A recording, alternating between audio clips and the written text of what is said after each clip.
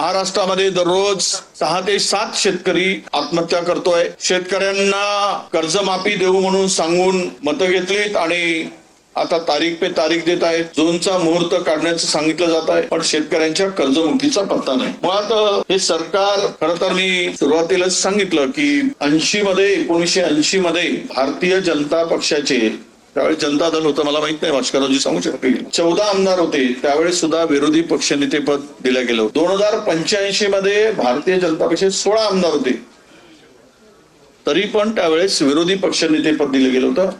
आम्ही कधीही काँग्रेसनी, तत्काळ आम्ही सत्ताधारी म्हणून, ते संविधानिक पद रिक्त ठेवलं नाही। पण विरोधकांची भीती वाटते की काय, किंवा सरकारला मनमानी कारभार करायचा आहे, वाटेल त्या पद्धतीनं राज्याचा गळा हाकायचा आणि काम करायचं आहे। त्यामुळे ही दोन्ही पदं रिक्त ठेवून जर चहा पाण्याला बोलवत असतील तर त्यावर बहिष्कारच टाकणं बरं, हे समजून आम्ही तो निर्णय घेतला आहे। मला सुरुवात आम्ही या राज्यातील शेतकऱ्यांच्या संदर्भात केलेली। प्रचंड शेतकरी संकटात आहे, अडचणीत आहे। कापूस सोयाबीनच्या संदर्भात काही नेते बोलतील, पण त्यामध्ये आज तरी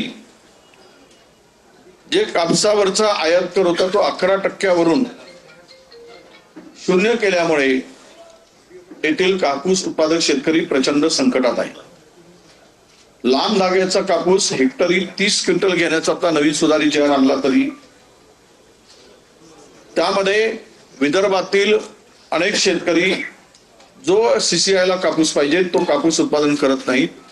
म्हणजेच या कापूस उत्पादक शेतकऱ्यांना वाऱ्यावर सोडण्याचं काम या सत्ताधाऱ्यांकडून होतो आहे।